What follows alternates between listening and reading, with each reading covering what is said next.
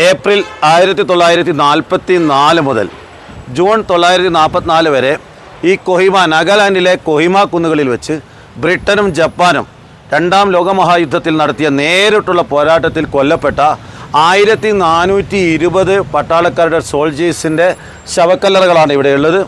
അതിൽ 1082 അതിൽ 1082 ആളുകളും ബ്രിട്ടീഷ് പൗരന്മാരായിരുന്നു. 330 പേർ ഇന്ത്യക്കാരാണ്, 3 പേർ ഓസ്ട്രേലിയക്കാരാണ്, 5 പേർ കനേഡിയൻ പൗരന്മാരാണ്. അങ്ങനെ 1420 1420 സോൾജേഴ്സ് ആർ ബറിഡ് ഹിയർ. ഇത്രയും ആളുകളാണ് ഇവിടെ സംസ്കരിച്ചിരിക്കുന്നത്. നേരിട്ടുള്ള യുദ്ധം. ഈ യുദ്ധത്തിൽ എടുത്തു പറയേണ്ടത് ജപ്പാൻ്റെ ഭാഗത്ത് നിന്നുകൊണ്ടാണ് INA, ഇന്ത്യൻ നാഷണൽ ആർമിയുടെ സുഭാഷ് ചന്ദ്രബോസിൻ്റെ സൈന്യവും മറുഭാഗത്ത് നിന്നുകൊണ്ടാണ് ഇന്ത്യയുടെ സ്വാതന്ത്ര്യം ബ്രിട്ടനെ പരാജയപ്പെടുത്തിക്കൊണ്ട് നേടണമെന്നുള്ള ലക്ഷ്യത്തോടു കൂടി ജപ്പാൻ സൈന്യത്തോടൊപ്പമാണ് INAയുടെ ഒരു വിഭാഗം നിന്നിരുന്നത്.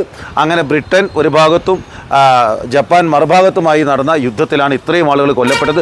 കൊല്ലപ്പെട്ടവരൊക്കെ 20 വയസ്സിനും 35 വയസ്സിനും ഇടയ്ക്ക് പ്രായമുള്ള ചെറുപ്പക്കാരായിരുന്നു.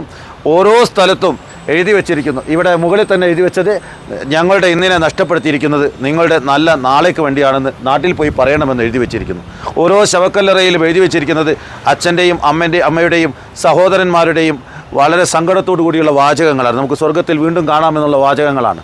അത്തരം വാചകങ്ങൾ ഓരോ ശവക്കല്ലറകളെയും കണ്ണ് നനയിക്കുന്ന രൂപത്തിൽ എഴുതി വച്ചിരിക്കുന്ന വലിയൊരു സെമിത്തേരിയാണ് കൊഹിമയിലെ ഈ കുന്നിൻ മുകളിലുള്ളത്. ഇതൊരു ടെന്നീസ് കോർട്ടായിരുന്നു, അത് പിന്നീട് ഒരു സെമിത്തേരിയായിട്ട് കൺവേർട്ട് ചെയ്തതാണ്.